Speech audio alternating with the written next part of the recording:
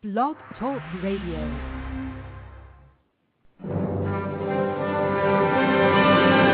It's okay now. I'm here. Hello, this is Katie, intern from Behind the Mic, reminding you that you should make safety first when driving. We want to remind you to hang up and drive. Take the time to make sure that you get home to your loved ones and pull off the road when you need to talk, or don't talk until you get safely to your destination. Remember to buckle up and hang up and drive carefully.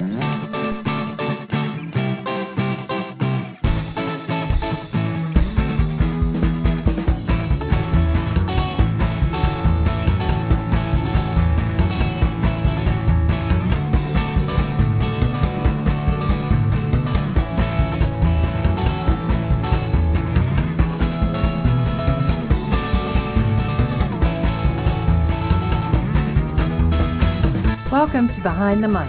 Quiet, numbskulls, I'm broadcasting. The internet show about whatever. That's baloney. It doesn't make sense. With your host, Big 80s Joey Mike. Creep. And the ICP Insane Crew Posse, Beta Corazon. Okay, that does it. Greetings, I'm going home. Lady B. Hell with it. And KB Intern. You guys are so up your asses. And now, prepare to enter the 7th level of insanity and welcome Joey Mike. That would be great.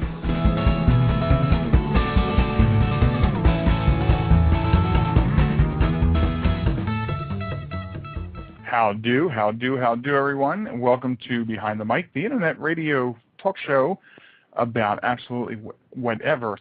And welcome to Saturday night at our new time, 10:30 p.m. Eastern, which will be our regular time for about as long as until I want to change it again. So, my name is Big 80s Joey Mike. I'll be the host of your program tonight. The ladies have taken the night off, and I have one of our back office people joining me tonight. Please welcome to the program, Don. Hi, Don. How are you?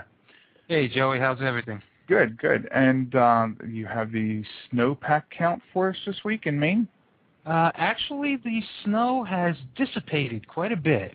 Mm-hmm. We have had a warm spell.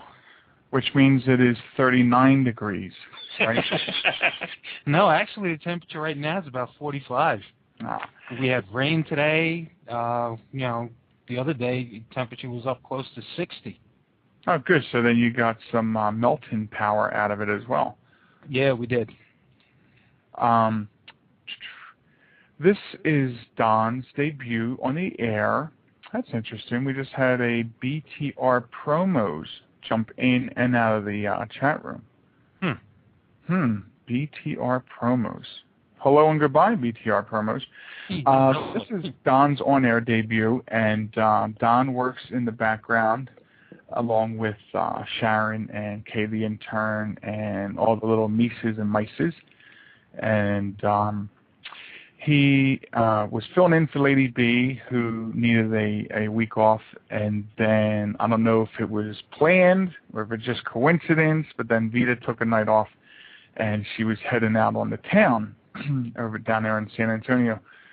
So it's a bye week for the ladies, but Kay is still with us in the chat room, and I appreciate your enthusiasm and your loyalty, Kay.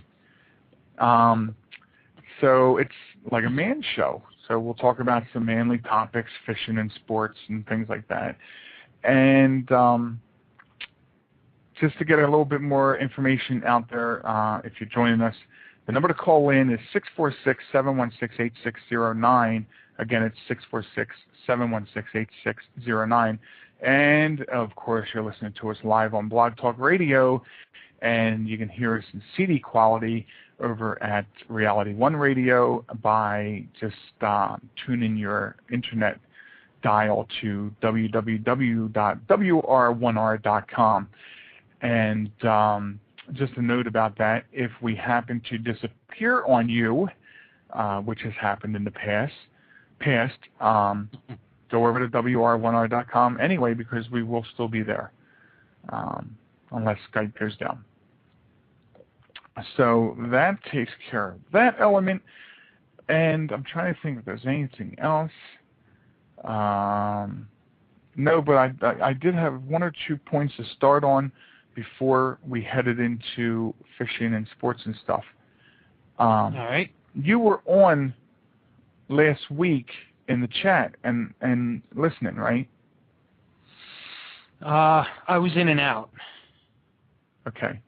I had mentioned last week, early on in the show, about a car accident that I had seen by the Delaware Area National Guard. Okay. And I was making a presumption that, I said how much I want to bet that the person was probably on their cell phone, and because of the hang up and drive campaign. Now, here's the thing.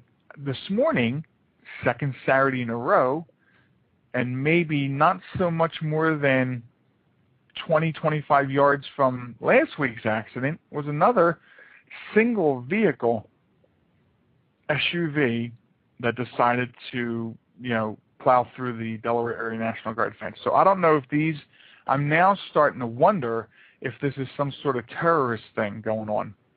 Huh. Maybe some suicide drivers trying to take out the Delaware Army National Guard one chain link at a time. I don't know. But this is the second consecutive Saturday that an SUV has, one way or another, plowed its way through the fence there. And for going through a cyclone fence, this SUV was trashed. Obviously, I was driving by the aftermath. I don't know if it was something to do with if they, spun out, rolled, hit something else first. I don't know. But pretty soon they will be needing a new fence over there. Oh, man. And again, this is 8:15 in the morning, 8:20 in the morning. I don't know if it's, in this case, it could be somebody coming home tired from work. Maybe they were on the cell phone. I don't know. It concerns me the amount of people that hang out on a cell phone while they're driving. Oh, yeah. So, once again, I find myself reiterating how much safer you could be if you just get off the damn phone when you're driving. I don't know what's so important about having to talk on the phone while you're driving. Well, I don't either. I mean, and when I'm talking to people and I'm in the car and they're like, don't you do a hang up and drive campaign on your show? I said, absolutely I do. I said, but I am also talking to you on approved hands-free equipment. Right. So my attention is not on holding the phone up to my ear or cradling it between my shoulder blade and my ear or wondering who's, I don't know what else they do with the cell phone. But I will tell you, getting behind some drivers is very scary to watch just exactly what they're doing, behind that wheel. Oh, yeah, definitely. Literally scary. Scare the hell out of you. So, now, right before I saw this accident this morning, I was trying to develop some thoughts for the show, and something I heard on talk radio. I listen to talk radio mostly outside of doing talk radio, on Saturday and Sunday nights. And something that I heard on talk radio yesterday, I think it was yesterday, and then this morning I was thinking about it, and I thought maybe you and I can discuss this question for a minute, or a couple minutes. All right. But here is the question. Why do we have people in prison getting 3 squares a day, but we have Americans who are homeless and starving on the street?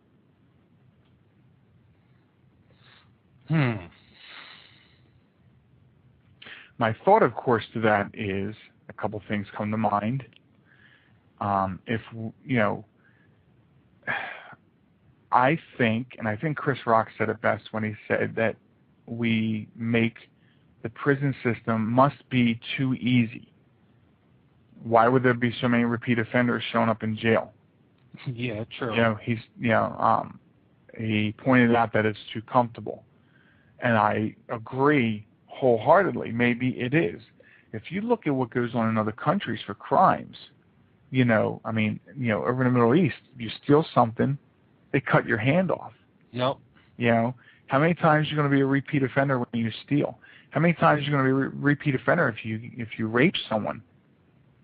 True. I'm not saying we should. Well, sometimes I do get very, very passionate and very upset, and I do say we should go a little crazy and a little medieval. But at least we should take a look at some of the discipline that works. Like I don't know why we keep, mass murderers alive. Oh, look at all the people that are on death row. That's what I'm saying. We need to speed that up. We need to go back to the old days. Go back to the days when in the Wild West, when they built the the gallows right outside the prison bars. Yeah, and not only that, and we're in the smaller towns, the smaller one-horse towns. As soon as you were found guilty, which was usually by the whole town unanimously, they walked you straight out to a tree and hung you. Right? Yes. I'm just saying we should take a look at things like that. Because I have said before on my program that we have a problem in this country with homeless. I'm not going to say as a people, because I know there's many of us that are not even behind, George Bush anymore. But so not as a people so much as, but as a government, we are in too many other people's business. Mm-hmm. And so in the meantime, we have people losing jobs here, people losing homes here. So we have homeless on the street. We have jobs being lost at astonishing rates. And, of course, on the news, it's nothing but bleak on the news anymore. Every morning I turn the news on when I'm getting ready for work, the economy's going further and further and further down the tubes. I'm so tired of hearing it. Yeah, that's true. See, now I'm starting to get passionate. Now I'm going to be requesting medieval methods of dealing with common criminals and scum. I digress. But if you have any opinions, you can certainly share, on prisons.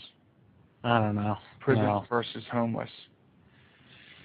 I'd rather see the money go towards the homeless, but And you know why? See, you just said the A word, money. There's no money in the homeless for politicians. There's no money in it. I don't know if you saw on the news today, but the Clintons posted their last several years tax information. I wish I had a portion of that. Yeah, they're living like fat rats. Yep. I still respect you, Bill, but you can swing a little bit. They donated $10 million. They could have donated some 10, 15, 20 million to the national deficit. Yep. And that's another thing. See, I'm getting mad. Can you hear me getting red? Here's another thing. Is the steam coming out of your ears yet? Yeah. I was reading one of those magazines, that usually women read. It's about all the the fashion, the celebrity crap.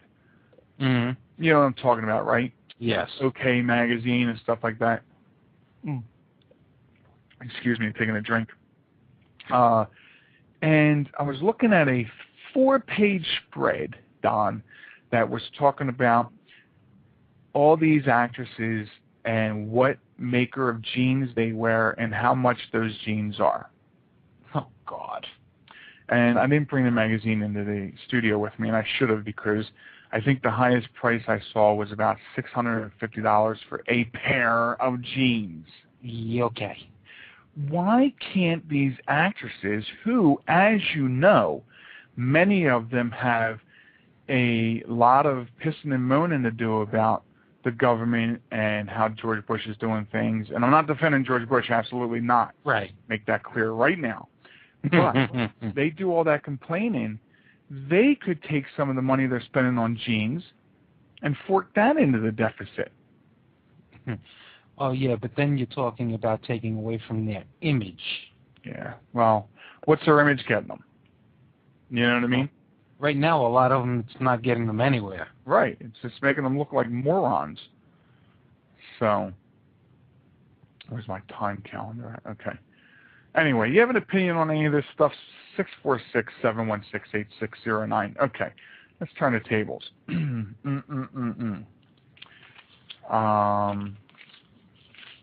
I got a complaint about fishing, actually, to start off with. Complaint? Yeah, my weather down here is so crappy. And I don't mean the fish crappy. If the weather was nicer, I'd be out looking for crappies. But the weather you mean you don't go fishing? You don't go fishing in the rain? No, my boss does, though. My boss does. He was out in the rain at Chester River in Northeast Maryland one Saturday afternoon, and he said he caught hundreds of perch. Mm. I thought he was BSing me, so I asked my dad, and he said, no, that would be accurate this time of year. Man. Yeah, we'll stand out there in the driving rain. I can't do that. I used to do it when I went saltwater fishing. See, I like saltwater fishing. I like it. And you know what? I'll tell you a fishing story. I really wasn't into fishing all that much as a child, but we had gone to my favorite place in the whole wide world, Assateague, and my dad had taken me fishing to a place called Daisy's Dockside. Now, Assateague, if you don't know, or if listeners you know or don't know, Assateague is a barrier island, which means it sits about 100 or 200 yards or something like that off the coast. It's not way off the coast, but it just strides itself along Maryland and over the border into Virginia. So there you have the ocean on the easternmost side, and then you have a back bay on the other side. Back bays, you typically don't get any deeper than about that one, 16 feet, I think. Last time I looked at the Bowden charts, which was a few months ago, I think 16 feet might be like the deepest. So they're shallow. A lot of good flounder fishing back in those back bays because of the silt. Mm. But, so Daisy's Dockside was on the bay side. And, you pay your fee and you fish all day. You go out on the pier. It goes all the way out. And so we went. He took me. And we spent hours catching, I'd have to say, hundreds of snapper blues. Snapper blues really turned me on to fishing in a large way. And it's because no sooner did we cast a line into the water, we were bringing it back out. And these fish, they come up out of the water, bleeding, puking, and it's because they fight to the death once they're hooked. They travel in large schools, obviously, because we hit a school at the right moment. And like I said, it kept us busy for hours. And they apparently fight until they're either give up from being tired or till they're dead. And that's what makes the fight so fierce, too. One of the most enjoyable fish that I spent fishing for in saltwater. So, since you mentioned saltwater fishing. Now, what kind of salt, did you do, the party boat scene, jetty, beach? You used to do the beach and the party boat. Yeah? I've never done a party boat. My dad has, my older brother has. The party boat, when I used to do it, it used to be my uncle, my grandfather, and I. We would get up at 4 in the morning, and we would be on the boat by 5, and the boat didn't leave until 9. We had our own little spot. You'd be on the boat at 5, and it doesn't leave until 9? Right. We had our own spot at the stern of the boat, and, we would get there, and we'd go out for breakfast, and go back to the boat, and then go out. We'd go out for flounder, for blackfish, We'd go out for all kinds of stuff. It used to be fun. Yeah. Yeah. I just, there is actually some saltwater like action, I guess you would call it, not too far from me, down a little bit down where the Delaware River begins becoming the Delaware Bay. And the salt line moves up into the river, so you can get stripers not too far from me when they're running. I haven't been there. This has just been a really weird spring, and it worries me about the potential for summer because with all the rain we get and the winds, I can't fish in the rain. You know, my dad, I learned from my dad that you don't fish in the wind. It's kind of hard to cast and whatnot. And of course, you can't be out on the boat on the lake in the high wind. So that takes that away. And I think the 2 nice days that we have had since March 1st, I think were beautiful, sunny days accompanied by like 50-mile-per-hour winds. So that trashes that idea. And it just worries me because another thing that we can't do is we can't be out fishing in extreme heat either. I mean, I know I can't. You know, and this is one of those springs where I'm concerned that we're going to go basically from a trashy end and a sorry attempt at spring straight into summer. You know, I mean, but I'm ready. Ready. Well, you could always come up here and go fishing up here in the lake. And literally on the lake, right? Or has it melted? Has it melted? No, it's still ice right now. There were guys out there, parasailing. Wow. Yep. Yeah, and that is a beautiful lake. Oh yeah. As far as freshwater, I do enjoy smallmouth. They're fun to catch because they're very feisty. Okay. Largemouth, crappie, and I have never caught a pickerel.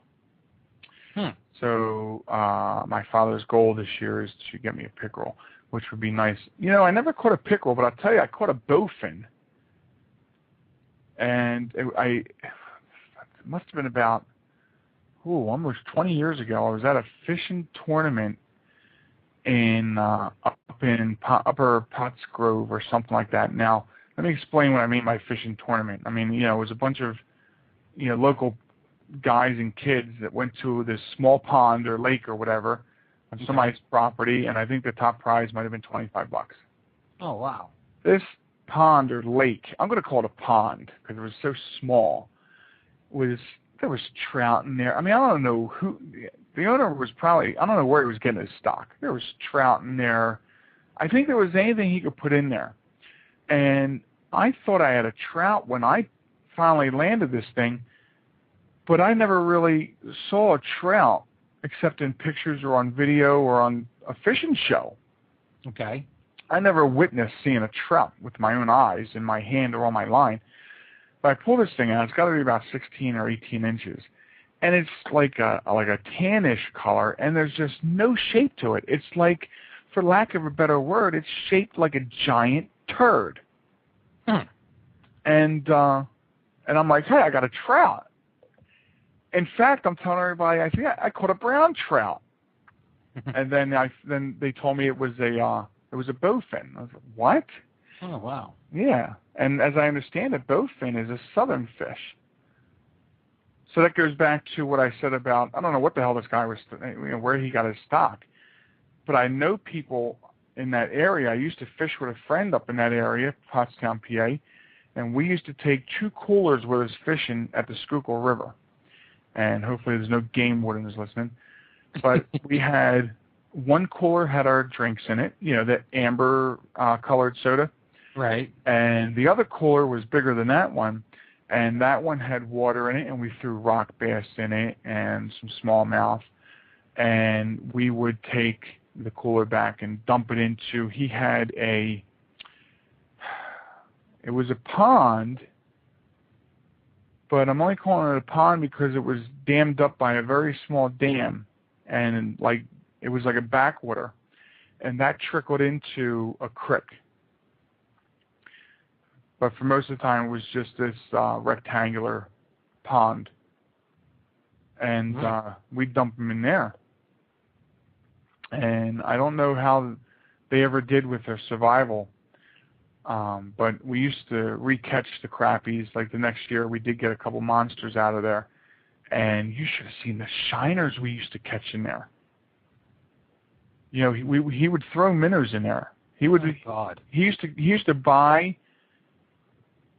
minnows in bulk, I think, from pet stores. He had deals with pet stores. I don't know what, but and then he would keep them like all year. He had one whole room in his house. Actually, it was a farm, and he had one whole room in the farmhouse that was nothing but tanks and tanks and tanks holding minnows. And then at the end of the fishing season, he'd throw the rest into, you know, in the late fall, he'd throw the rest into the pond. And then the next year, you'd see them, the shiners, swimming along the bank. And they were huge. Wow. Yeah, I'm talking maybe 3-4 inches long. Huge shiners. So I don't know. Now that water did run off from a landfill too. So, and you know how they say some of that kind of water, backwater, I guess they call it. I'm not sure. You know, make fish grow strong like bull. You never know what's in that water. Now, did you ever do any freshwater fishing? Or is No. strictly salt?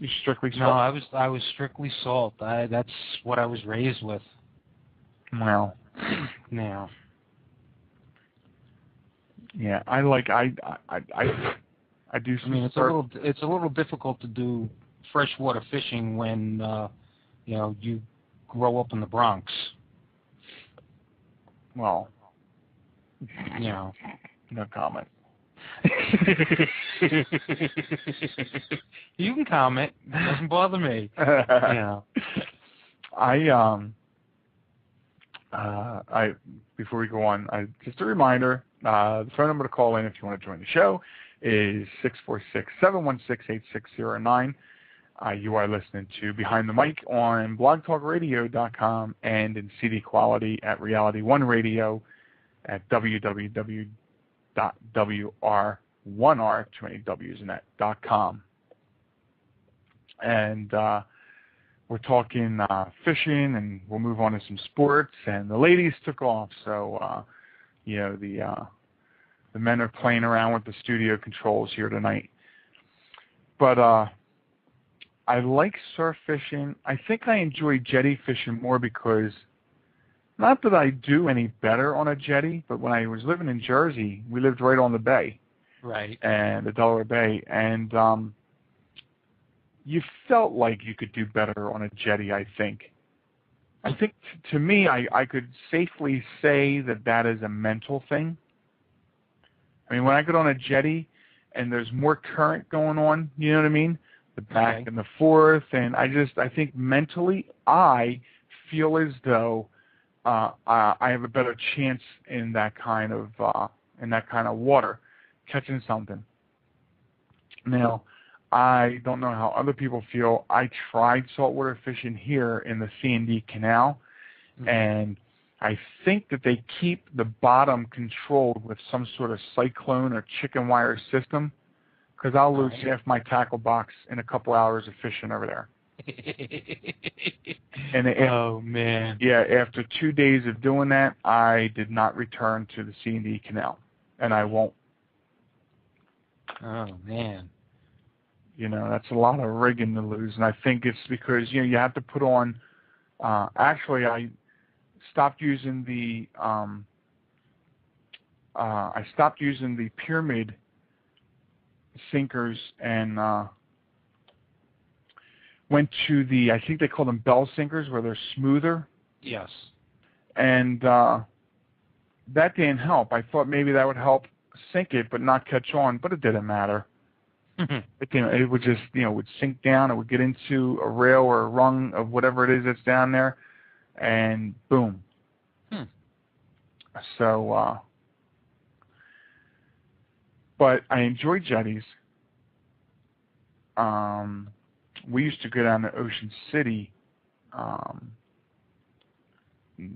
Maryland, which is not too far from me, and we would go down there and do day trips.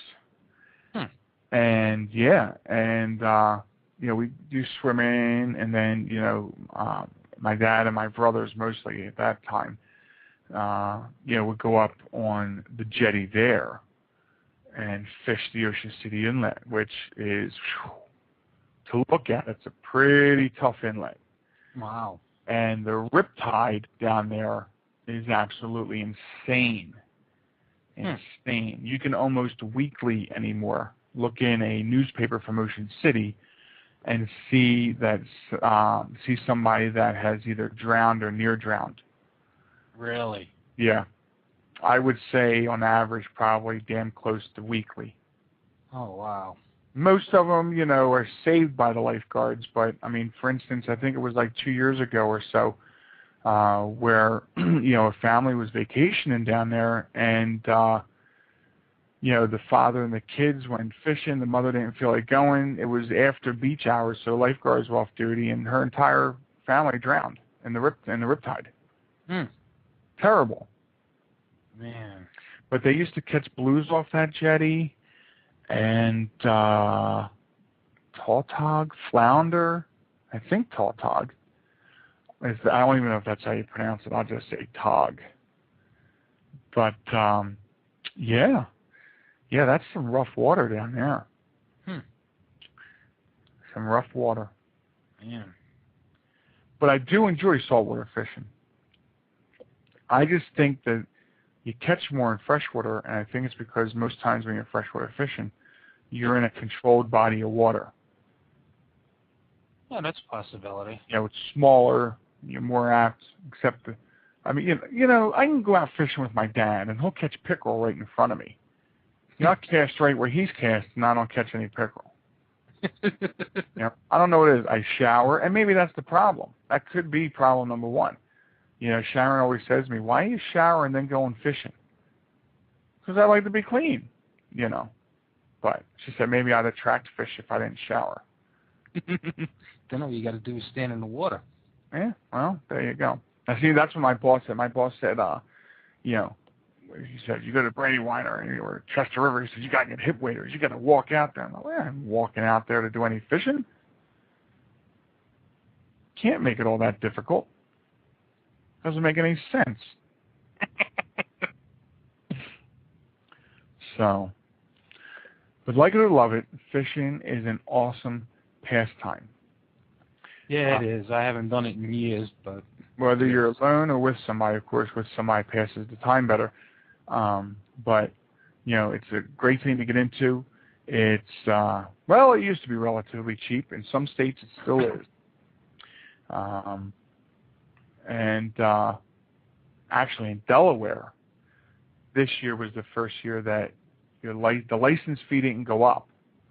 However, it services both salt and fresh water now. Really? Prior to, you could still fish without a license in tidal water, but that's not the case anymore. Now you need a license to fish in the tidal water. Wow. In Delaware. And perhaps other states too. But you know what? Here's a handy link where you can probably get some of that information about that. We frequent the Bass Fishin homepage. Now, give me 1 second here, and I will actually get you the address. But, that's the one thing I did not have ready, and I knew I was going to need it. Ah. Yeah, so I was more concerned with your sound checks. Okay, it is, if I have the right one here, and I believe I do, it's the Bass Fishin homepage, and the address is www.wmi.org/bassfish.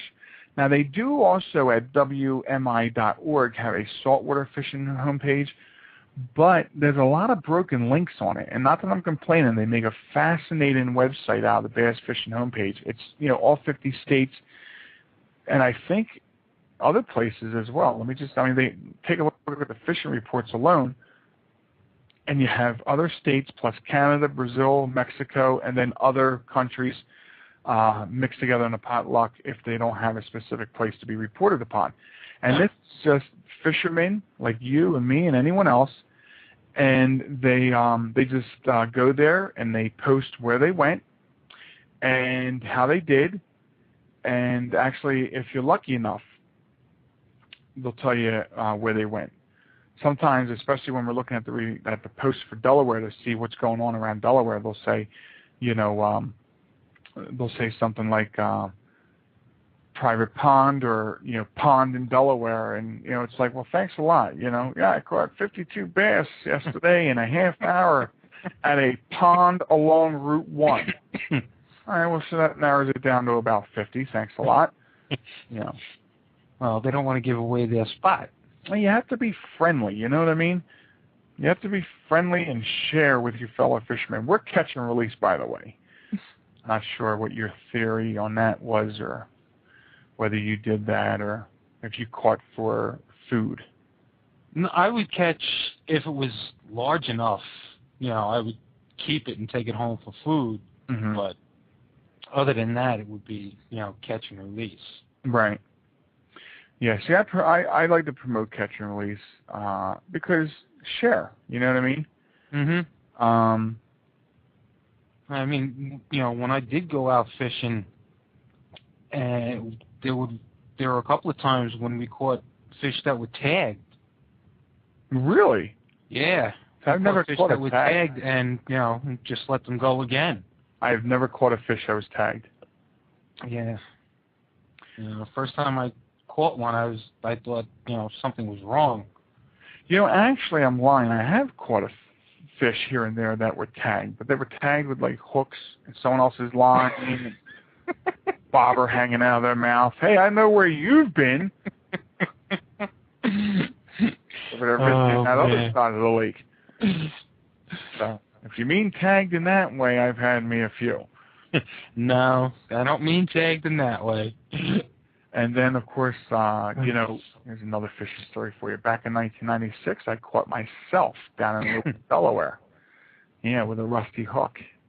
Oh, yeah, that's fun. Yeah, it went into my finger pretty deep, and I was like, ow. So I pulled it out, not thinking it was rusty. I pulled it out, rebait my line, tossed it out, set it against the rail, and I'm like, damn, it's bleeding. So I run down to the foot of the pier, and down, and I wash my hand up in salt water.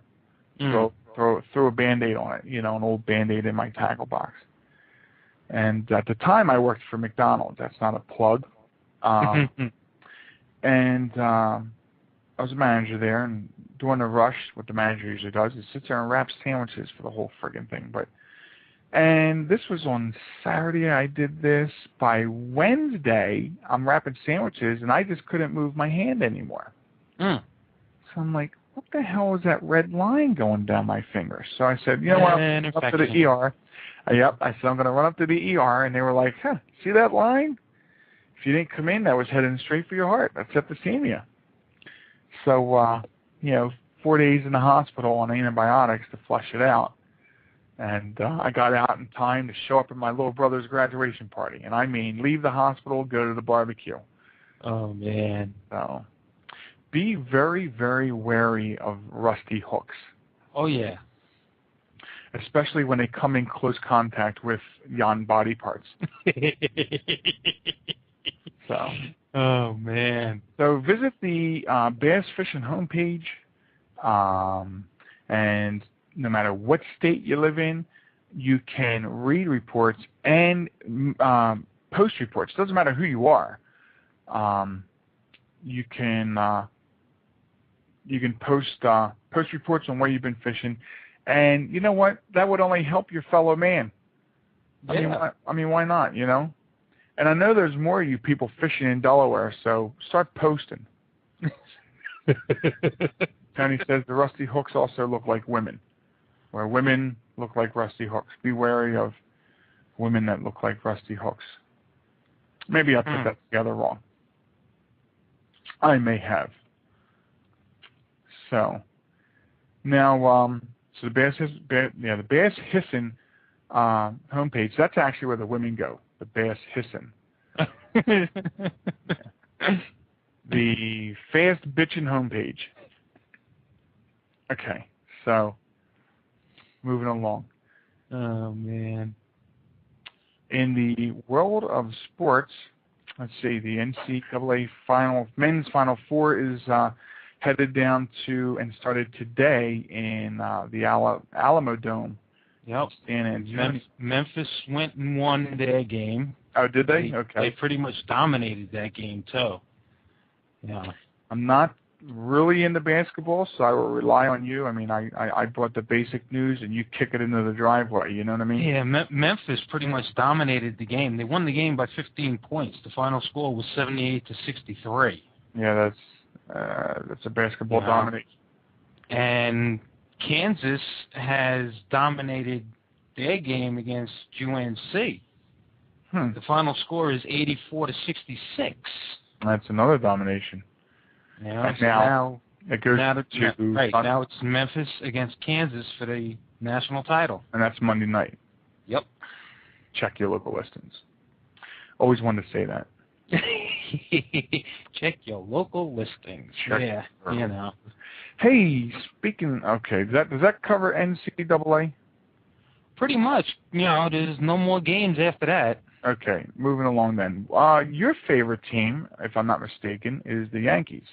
Yes. So if people don't know, well, they may not care, who knows, but they are doing their last season in Yankee Stadium. Yes, they are. Here's what I find interesting. Okay, I have one more link. Let me just back up to the fishing. With fishing and outdooring goes boating. So over at Reality One, they do have a campaign going on, the 2008 North American Safe Boating Campaign. So if you want to take down another link, if you are a fisherman, whether you're freshwater boating or saltwater boating, www.safeboatingcampaign.net. And on that website, it goes over and explains the whole world of safe boating, and especially the importance of wearing life jackets, which is just as important, Don, as hanging up the phone to drive. Yes. Put the life jacket on, and don't drive. That'd be a little interesting, seeing somebody wearing a life preserver and driving a car. Hey, well, you never know when you're gonna, go over a ravine and into a body of puddle of water. That's true. This is what I find interesting about the Yankees. They're playing their final season in Yankee Stadium, and then when they return next year for the season, they'll be playing in Yankee Stadium. Yes. Usually when a team or a city or a franchise abandons or knocks down a stadium and build a new one, it is a different name.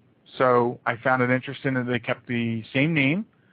And not interesting in a bad way. I know I made a joke about it, but not interesting in a bad way. I think it's interesting in a good way that they did that. And really, it just shows what we already know about the team. The team has a lot of deep traditions.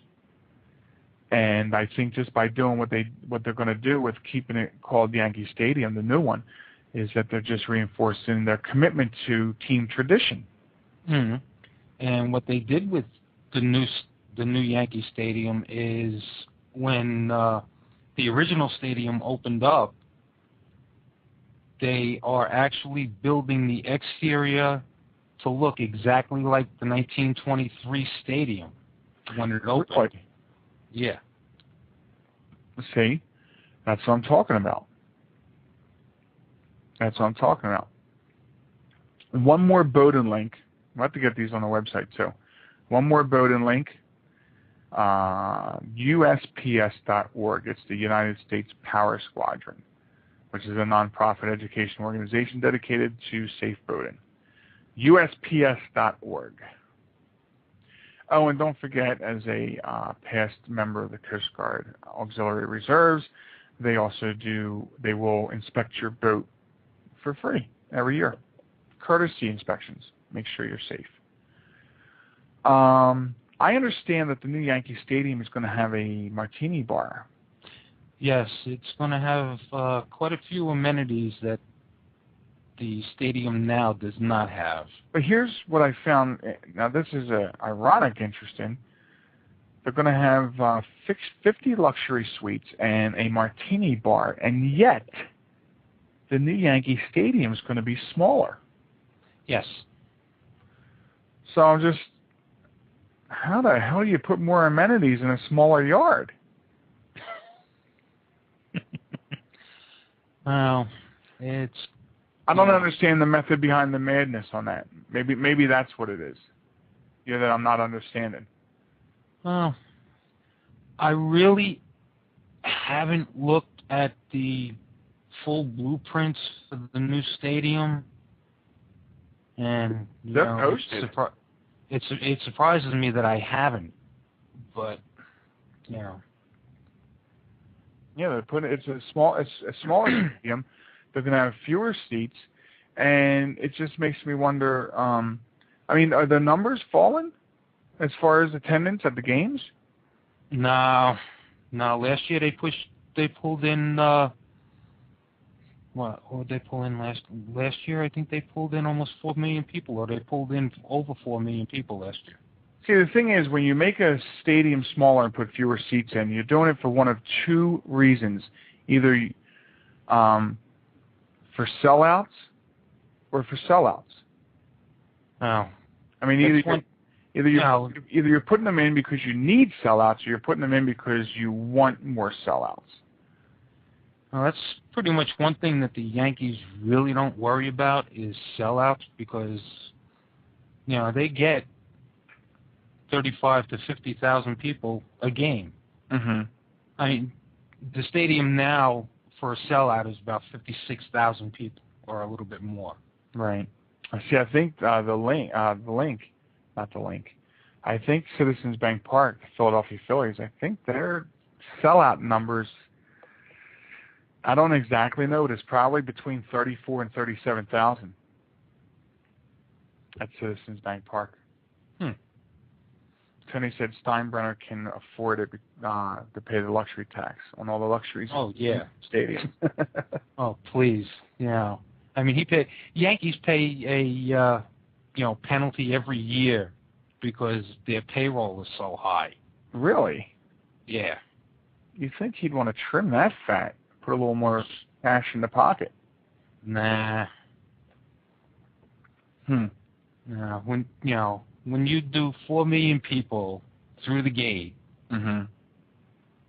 your average ticket price is $35. Wow. $35? Where are you sitting for $35? $35, you're sitting tier level. Oh, Jesus. That's why I enjoy going to minor league baseball games, because the price. Well, actually, I got to tell you, when you and I used to go to minor league games over in Jersey, the price was nice. And the prices still are nice. Of course, now that I work for the employer I work for now, we own a whole section at the Blue Rocks. Or if we don't, I think we advertise with them. So I guess we get, you know what I mean? Right. So I can almost see as many games as I want at no cost. But baseball is a deep-rooted American pastime, but the prices for pro are insane, and it's not just baseball. I have an idea of what Sharon sent me to the Eagles game last summer. Preseason. Let me make sure she's still sleeping. She paid like $75 a seat. We were six rows from the end zone, okay? 3 rows from the end zone, people on preseason were paying upwards of $500 a ticket. Yeah. She said she wanted to send me to the Dallas game, but the same seat at the Dallas Eagles game it would cost her $2,000 to send me and my daughter. Man. I mean, what is going on with the price of entertainment? Is the economy not bad enough? Yeah, Tony's sending me a link to the ballpark. So while you're talking about why we have to pay so much, I'm going to see if I can get this account for Citizens Bank. Okay. I don't understand it. And were there cheaper seats than the $35? Oh yeah. You've got the bleacher seats, and you've got Now, what are you paying for a bleacher seat? Bleacher seats, if you go day of game, I believe they are $15. Well, I will tell you that it's. I have two schools of thought on bleacher seats, nosebleed, whatever you want to call them, and the lower seats. I mean, the lower seats are nice, but I think as you get higher up, it's a little bit better when you want to see more of the game as a whole. True. You know what I mean? And so I could be in either one and enjoy the game just as much. Now, when I go to see the Blue Rocks and Wilmington play, I'm usually right behind home plate. But the nice thing about the way they're doing stadiums for baseball now, most of your minor league stadiums are already this way. You'll remember from the Sandcastle in Atlantic City. Mm-hmm. But a lot of the major leagues are following the same thing. Instead of being so deep and high, they're starting to fan out more. And I think most, if not just about all, of the minor league parks don't have a back. The outfield's totally open. There's no seating in the outfields. Right. I forget, I read once about a year ago what the theory behind that is. And I forget what that was. I'm not finding the numbers here on the park. They don't say how many seats. Not that I can find quickly enough without losing my concentration. So. Right.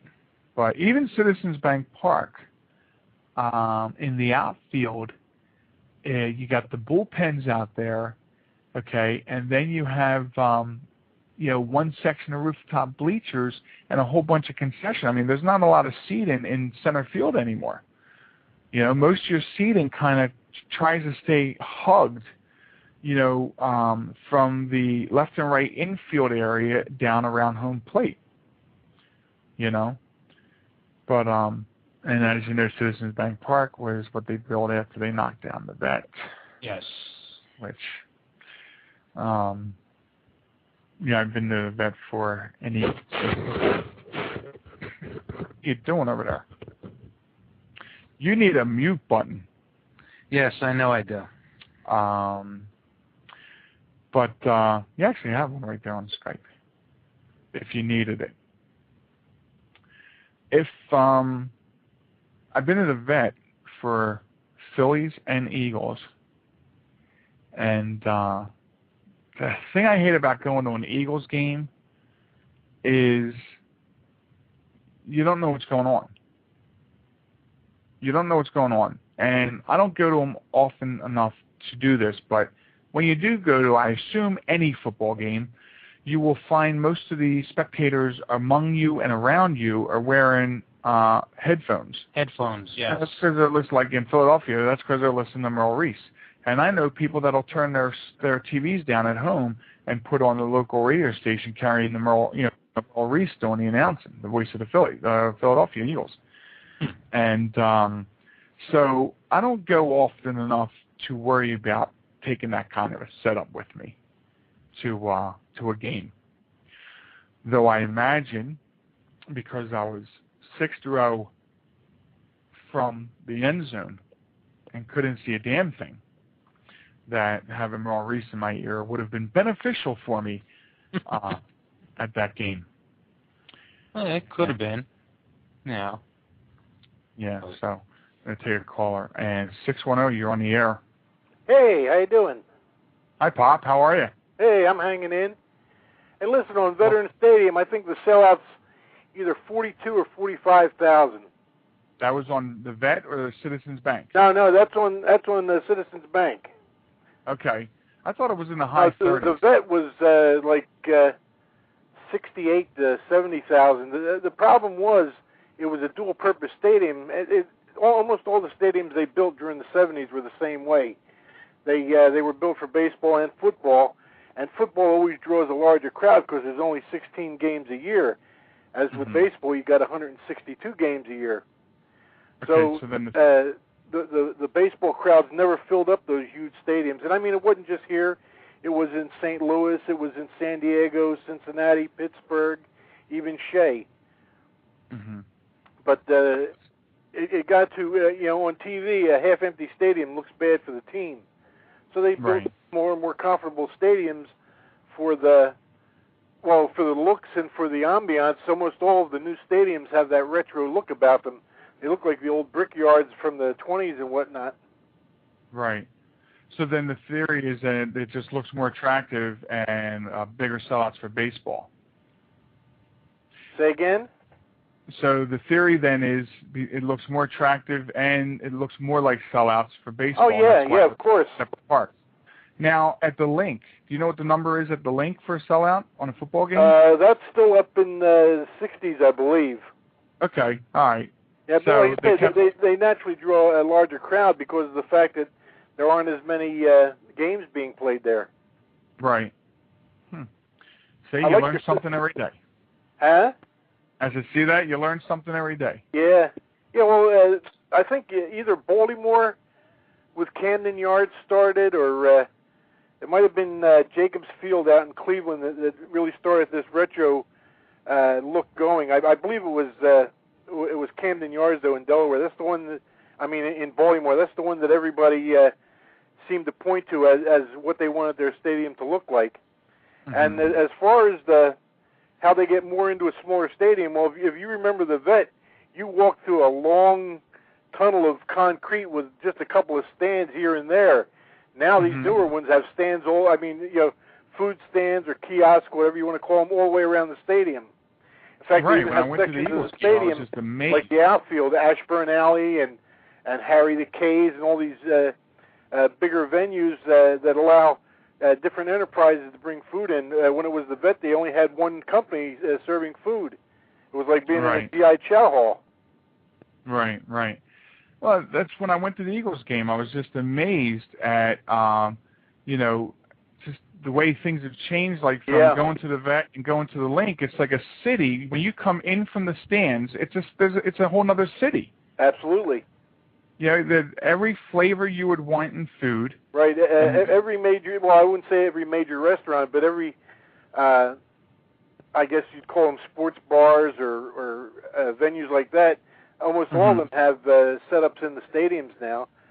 Yeah. And around here, it's like Dave and Buster and Chicky and Pete, and all the places that the sports stations do remotes from. Yeah, it is. That's one of the fascinating things that I noticed as a difference from the Vet to the Link. And I didn't mind going. I don't like going to games. I'd rather watch them on TV.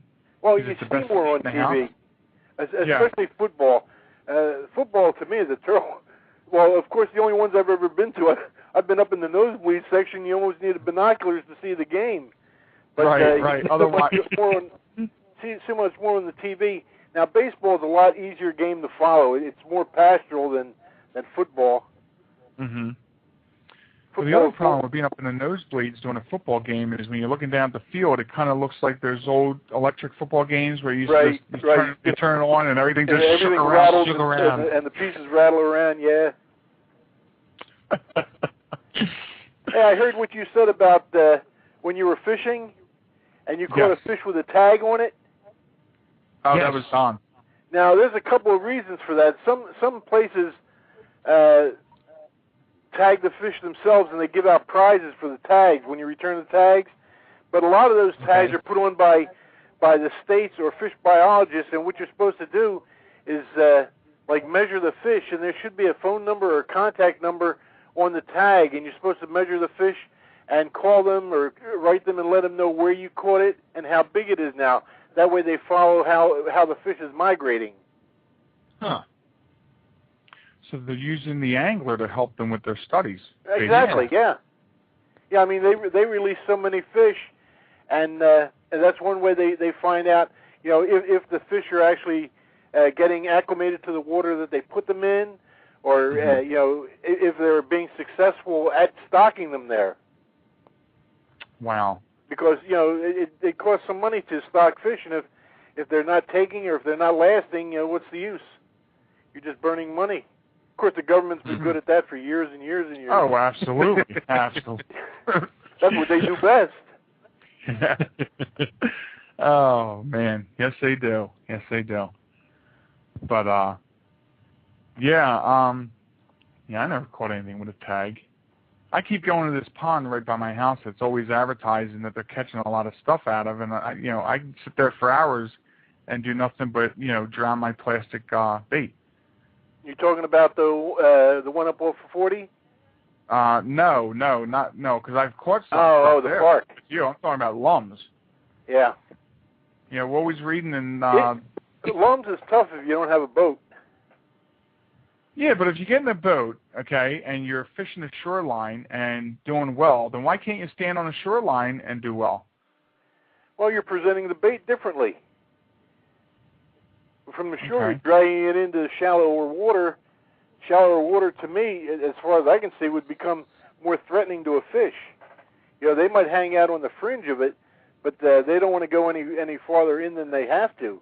When you're in a boat, you're going toward the shore and bringing it out into deeper water, which is a better comfort zone for most of your predator fish, like pickerel. I guess just in my mind, I would have thought it would have been reversed. I thought coming into shallower water would be, safer for them. They use shallow water for different reasons. Shallow water warms up quicker than deep water, so they'll go into shallows in the spring and whatnot just to become comfortable. But it's not a safe place for them. That's why they like to stay near the edge of the shallow water so that they have an escape route. Oh, okay. You got that from the expert, by the way. I believe that. Well, here, boy. everything you tell me and teach me, I always take as coming from an expert. Write them down somewhere. Carve them in stone. So people that listen to the Behind the Mic program are getting expert advice. Oh, yeah, absolutely. I do have to quick interject here. Fisherman.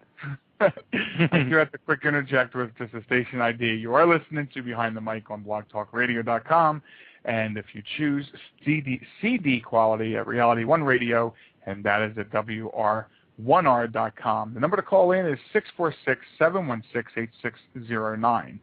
Again, that's 646-716-8609. The ladies are off, so we're talking man stuff. Okay, well, I didn't really fully understand that theory then, so now I know why. Because I would go down to Lums, and I'd work different parts of the shore, and I know one day I got so frustrated with not catching anything, I went back to where the water was probably less than a foot deep, and it was back in this cove that, you could have underhandedly tossed a stone across to the other bank. It was just it's way back there in the back. And I sat there and just toyed around catching little 4 to 5 inch bluegills right next to the shoreline, just so I can say I caught something out of the pond. Well, that shallow water can become productive at certain times, usually at low light, like in the evenings or early in the mornings, because the predator fish will go in there to feed on those same little bluegills you've been catching. Right. So they're not as threatened in low light as they are in bright sunlight, because if you can see the fish, more than likely they can see you too. Well, maybe that's the problem. Pickerel seem to always see me. Pickerel are fun fish. And you're not going to usually catch more than one in any one spot because they're not a school fish. They're loners. They're serious predators. If they were a little bit bigger, we'd all be glad that they didn't have legs so they could walk around and chew on us.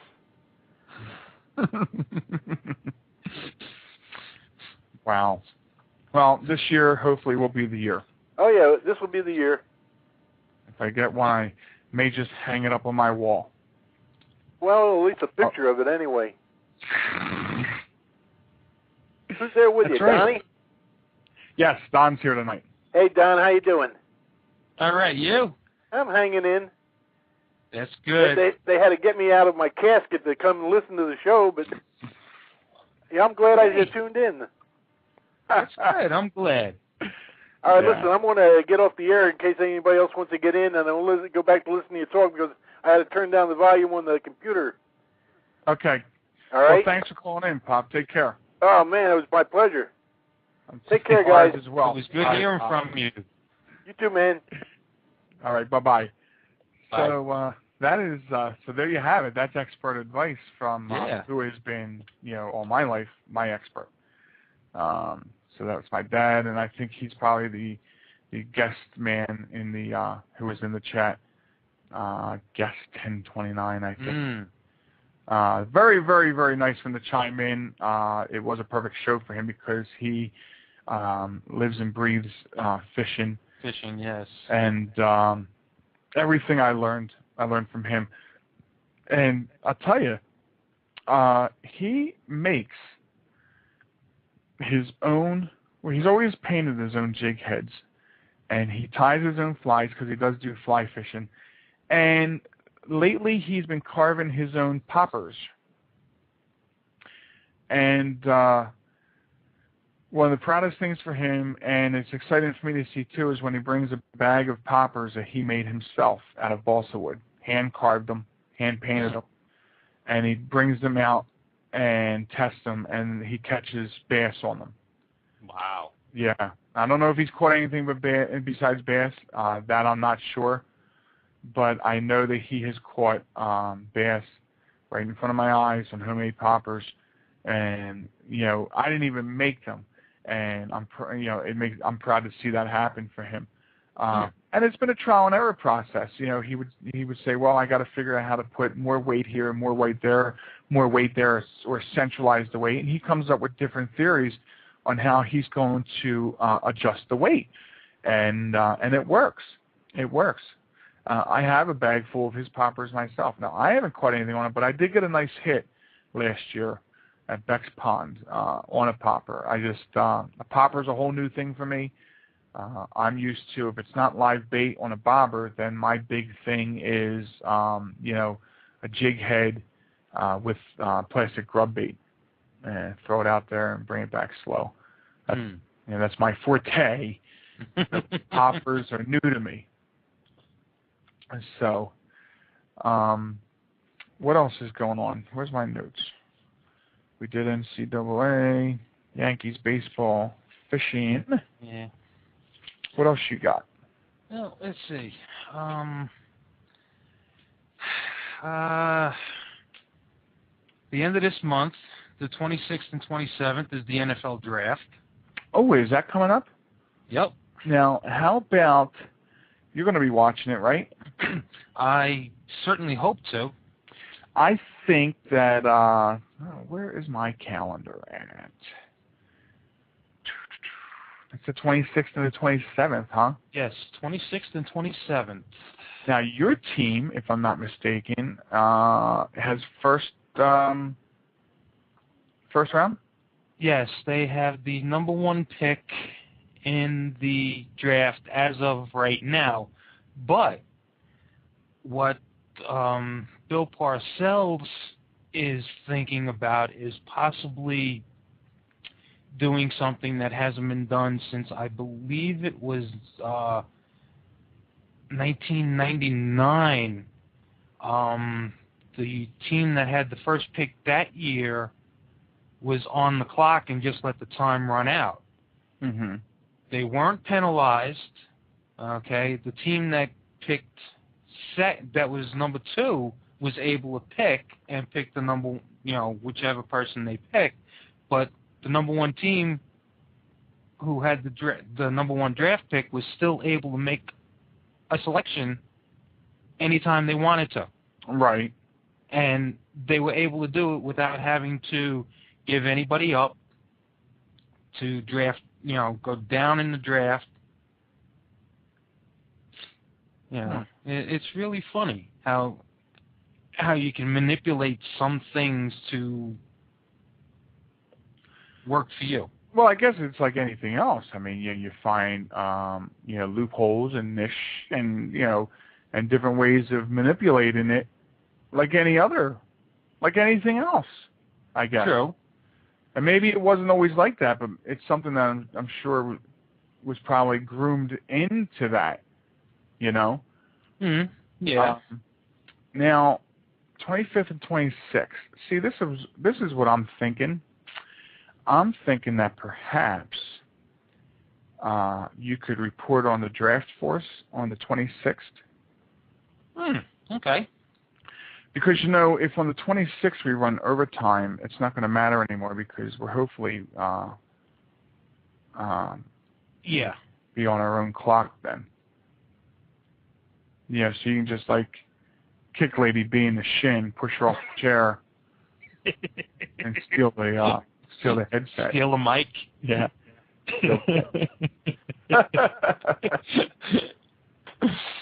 So why don't we plan on that? Okay. On you at least giving us a briefing on, let me write that down because I will add that to the show schedule. Briefing on the NFL draft. I guess just like the big movers and shakers, you know what I mean? Okay. On what happens. So I'll put that in on the schedule for that night. So, let's see. Let's take a voice break. I'm gonna actually play a PSA I haven't played in forever. I better play it. We'll give us a 40-second voice break. All right. Oh my God! I got the most awesome pair of jeans over them all today. Hey, Bob, I just finished up that client of ours. It's going to be a lot of paperwork that we're going to have to get done by midnight tonight. You want to have that stuff in your hands by 7 a.m. tomorrow?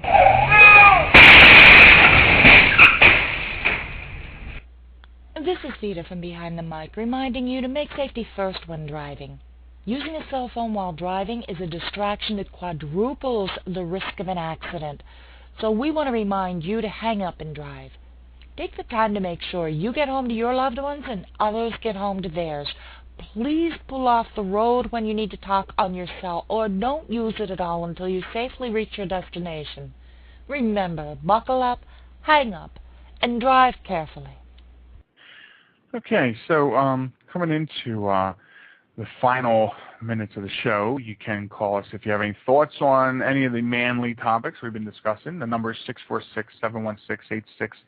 646-716-8609, and we are on live on blogtalkradio.com and on Reality One Radio at WR1R.com in CD quality. And so you're going to report on that. I'll report on that, right? And then on August 3rd, you're going to have your first football game. Who, me personally? I'm going to have my first? No. Well, first NFL game for the year. I'd like to see you play football. I really would. No. Not me. But, I thought you meant maybe it was the Eagles. No, August 3rd is the Hall of Fame game in Canton, and that's going to be the Colts against the Redskins. Really? Yes. And then on August 14th, it's going to be the Buffalo Bills against the Pittsburgh Steelers playing in Toronto. Wait a minute, what's this? I'm writing this down. I missed that. What was that? August 14th. Right. Okay, it's going to be the Buffalo Bills against the Pittsburgh Steelers playing a preseason game in Toronto. Now, why are they doing that? Well, it's supposedly for the Bills. They're kicking off a 5-year bid to expand their market north of the border from Buffalo. Okay. All right. So I didn't know if it was some sort of thing like Major League Baseball went to Japan, and that was to give them a preview of what baseball is like because it's going to be in the Olympics over there in Beijing. Right. And what I found interesting when I read about it is that the Japanese don't know a whole lot about baseball. I thought they did, but they said that the crowd was cheering all the foul balls. Yes. The reporter said you might have thought they were home runs. So, and as I understood it, I think that MLB was thinking about possibly scheduling some in-season games over there. To further that education. I think they were. Yeah, to further the education to the Japanese people and to also expand, Major League Baseball that way. But I don't know. I mean, I thought it would be a good idea if you think that the Japanese might develop a couple teams. You know what I mean? True. And that would travel over here, we go over there, back and forth. So I don't know. Interesting, no less. Okay, so that's some important games. So they're doing it to increase their market exposure. Yes, and it's supposed to be, from what I've heard and understand, it's supposed to be one every year through the year 2012. Okay. Well, and the only reason they're doing that is because 2012 is the new end of the world year. Yes. So maybe that's why they only scheduled that into 2012. Yeah. Either that or they haven't figured out who they're going to play after 2012. Yeah. Or if they don't have enough attendance, they may not even be in existence. That's true. So. Because it all comes down to attendance, which boils down to money. Yes. And if it's not going to yield them any money, then they're going to end up not doing it. That's for sure. Fairly simple as that. So. Yeah. And then I don't know if you've heard some of the rule changes for the year. For football? For football, yes. No, shoot. Okay. Well, one of the big rule changes is going to be the abolishment of the tuck rule. Of the what rule? The tuck rule. You remember the playoff game between Oakland and New England? Okay. All right. When Mr. Brady fake pumped and then brought the ball down and cradled it. It was hit by Woodson. Oh, yeah. Fumbled the ball, and the ref said that it wasn't a fumble. Right. It was an incomplete forward pass. Mm-hmm. Well, they're doing away with that rule. Now, is that a good thing? I think it is, because if you think about it, the ruling as it stands, it has been an official rule for a number of years that anytime the quarterback's arm goes forward and he stops, if he loses the ball, it's just an incomplete forward pass. Mm-hmm. But on that instance, he pump faked, brought the ball down, cradled the ball. Right. Then he was hit. It was at least a 10, 15 second time span from the time he cradled the ball until he dropped the ball. Mm-hmm. Now, you can't tell me that was an incomplete forward pass. Right. Now, any head coach, and I'm surprised that, Belichick didn't use it more often, if your arm going forward constitutes forward progress, a forward pass, or even, faking a forward pass, and you bring it down and you get hit, it's an incomplete pass. So if the quarterback gets hit and loses the ball, it's no longer a fumble. Right.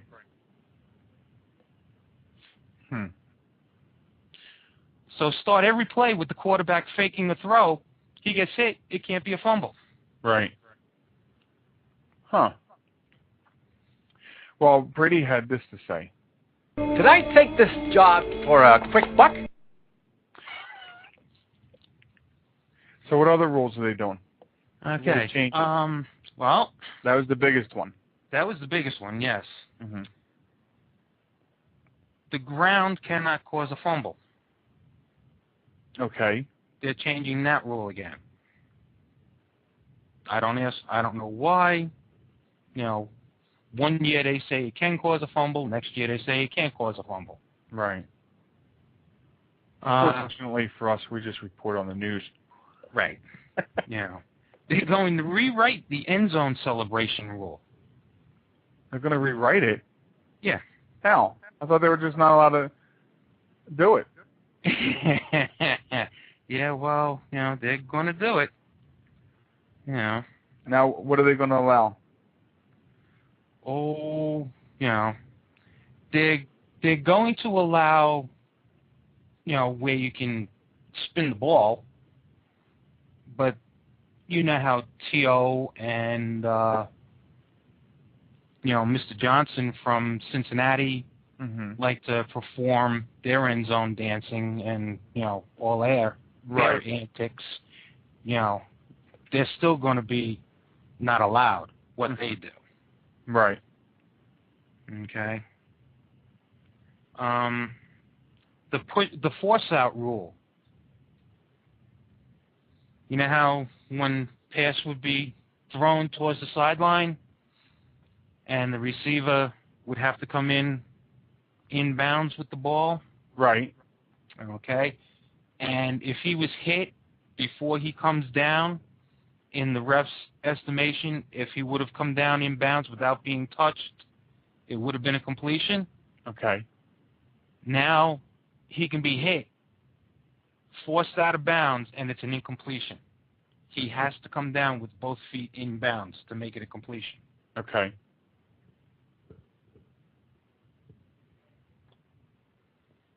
They're going to change the ruling on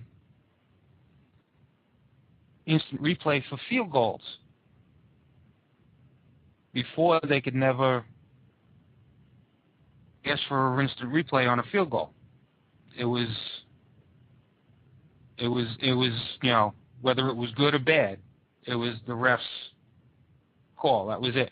Now they're going to be able to question whether or not the ball went through the uprights and over the pole. Huh. 1 second.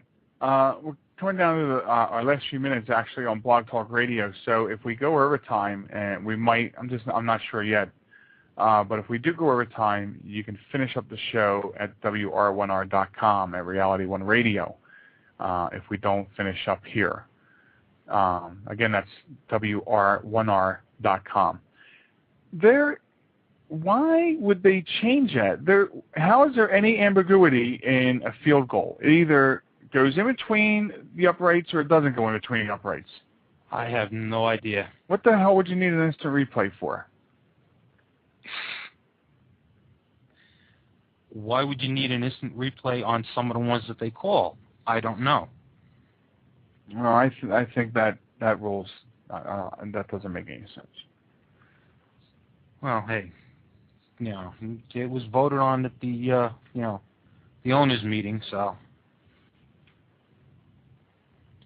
still doesn't make sense.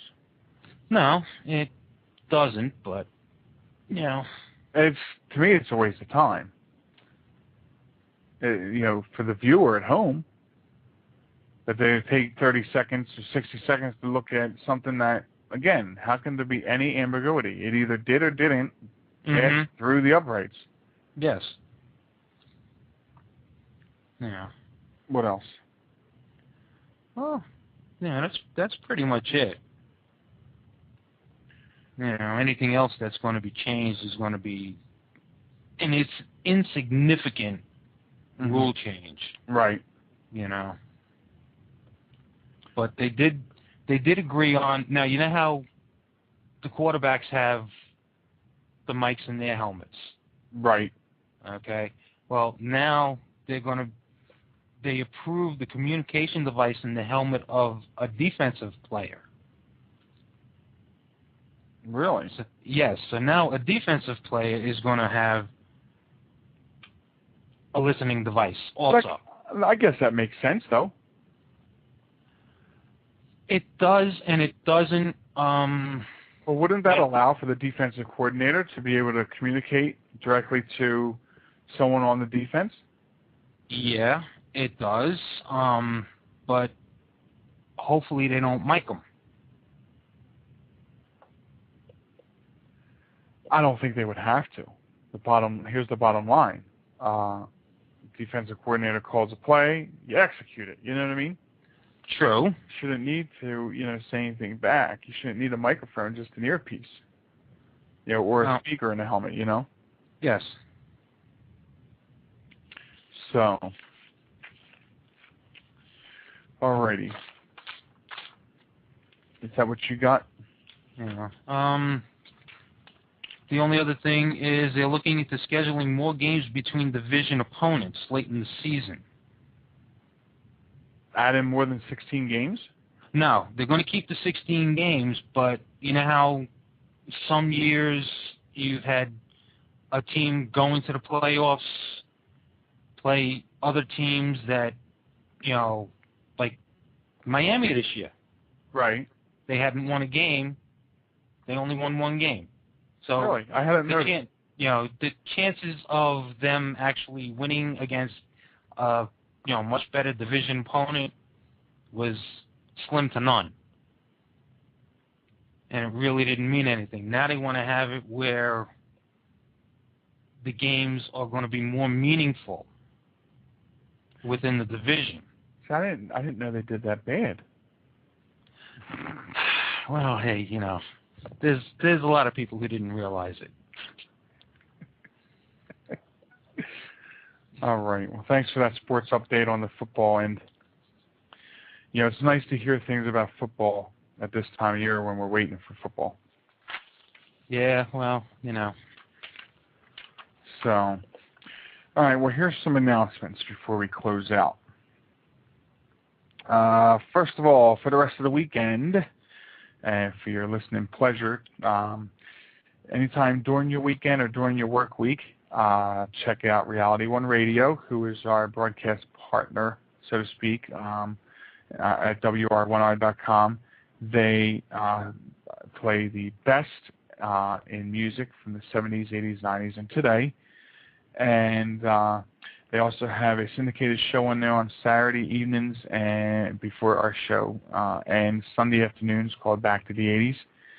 And tomorrow night at 7 o'clock is the Sunday Night Dance Party featuring me, and I am spinning the dance music from the 70s, 80s, 90s, and today. And following that on WR1R.com and here at Blog Talk Radio is the PC Tech Rescue Show. Now, tomorrow night's broadcast, we're talking about Linux, which is a free, in most cases, free open source operating system, and we're going to talk about some other free open source software that works with or without the use of Linux. And then, so that's the rest of the weekend. And you can check that. That's on our schedule. And bookmark the site WR1R.com and use it all week long.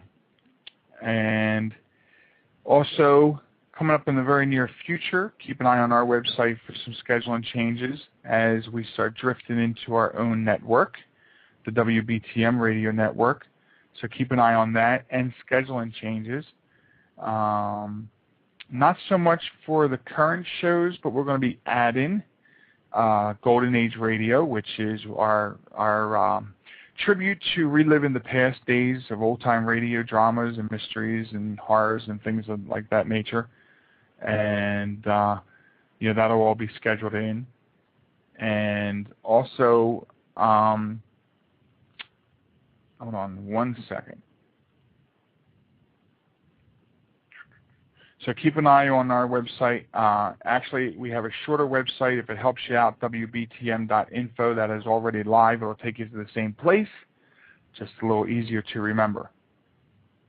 So now, as far as getting a hold of us, you can always email us at studio@behindthemic.info, and we like to hear any comments, suggestions, complaints. I mean, you can send us some complaints, and we'll ship them off to the complaint department.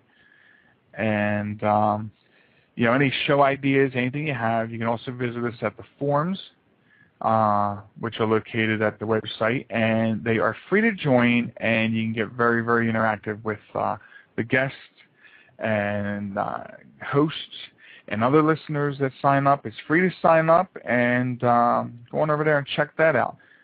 And then you can also find our show notes and archives at behindthemic.blogspot.com with an all-new subscription RSS that will allow you to get every single show on your iPod, MP3 player, just your computer.